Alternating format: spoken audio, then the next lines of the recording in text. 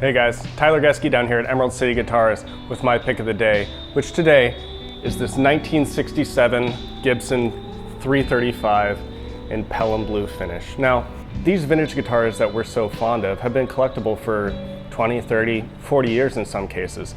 And a lot of these guitars were discovered early on in the vintage guitar market and have spent most of their lives moving around in collections. Now, this is one of those guitars. This has been, like I said, moving around a few high-profile collections throughout the United States for the last number of years. We've been aware of it for some time. So it's changed hands quite a bit. At some point, some pictures surfaced on the internet. They were all over the forums, people discussing this guitar. People are really, really excited about this 67 335, factory special order, factory Pelham Blue. They didn't do Pelham Blue a lot, so this is a really big deal. When the previous owner decided that it was time to let this guitar go, he came to us and the word got out, and before the guitar was even in the shop, it had already sold to somebody. There were a few people interested. It was basically a feeding frenzy for this guitar. So the guitar got to the shop, and once we got it out and on the bench, something just did not look right about it. This finish usually yellows a lot with age on original Pelham guitars, whereas this one is still pretty bright and vibrant. And then, of course, there's the combination of features that just didn't really make sense. With this ebony board, the big block inlays, the first fret inlay, they're all consistent with the ES-335, where the headstock inlay isn't. It's like a 335. So there are a lot of issues that were conflicting each other, and we went back and forth on it because, as we all know, Gibson and Fender and big companies like that did some pretty weird stuff at the factories in the early days, and it's totally possible that this could have been a special order that way.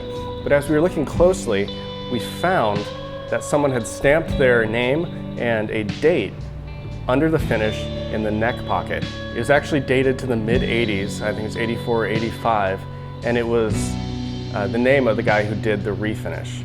Because the name was under the finish, it pretty much solidified that this was not the original Pelham Blue guitar, and it sort of put into question all the other strange features too. So if I had to tender a guess about what happened to this guitar, I would say that sometime in the mid-80s that the truss rod broke, and of course the board had to be pulled to place a new truss rod in, at which time whoever owned it wanted to spice things up a little bit, decided to add the Pelham Blue finish and a more fancy fretboard with the inlays. This just goes to show, it's a really good example of how powerful hype can be in the vintage guitar industry. You know, this passed through the hands of a lot of very, very capable vintage guitar experts who all let it pass as original. And that just goes to show that no matter how storied a guitar is, how long it's been around on the scene, you need to absolutely take all the information that we know into account to determine whether or not this is original. So this guitar isn't all that we thought it was. It's not original Pelham Blue, but it is still really cool. Got a pair of the Tim Shaw humbuckers here, sound fantastic. Of course, the Bigsby vibrato, very cool. Neck is a really fast, slim shape. It sounds great, it's really fun to play. Even though it's not a pristine piece of history, it still is very, very cool. Sounds great. You'd be able to take it out and play it without having to worry about, you know, it getting stolen or knocked around or what have you. So today we're plugging into this 1962 Fender Princeton amp, of course from the brownface era.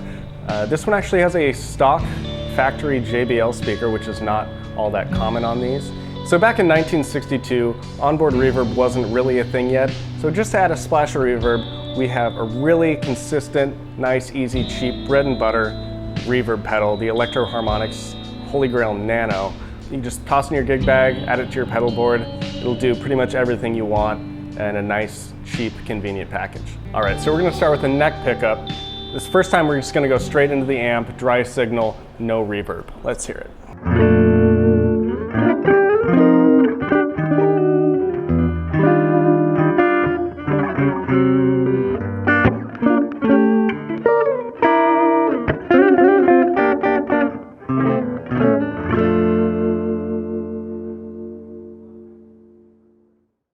All right, so as you can see, kick the reverb on. So let's hear that same thing with a little bit of reverb.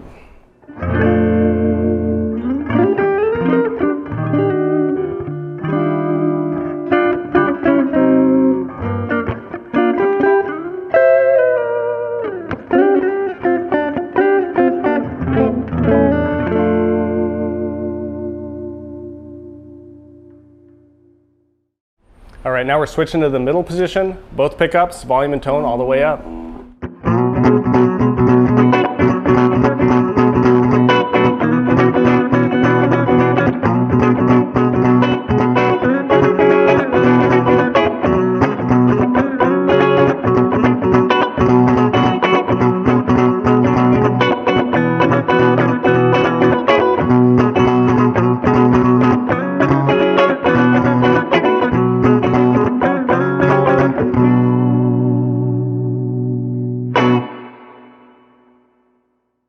All right, now we're switching to the bridge pickup, and put the pick away, do a little finger picking.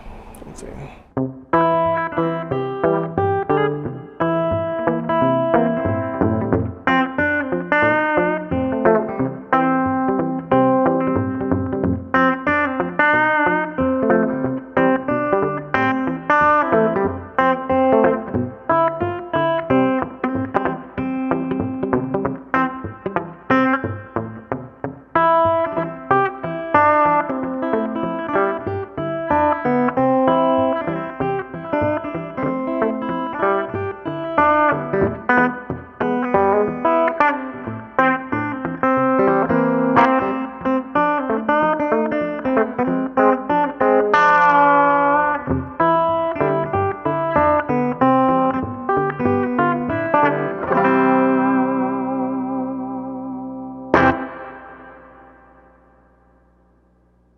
Awesome, so there it is, 67 Pelham Blue ES-335 with the Bigsby.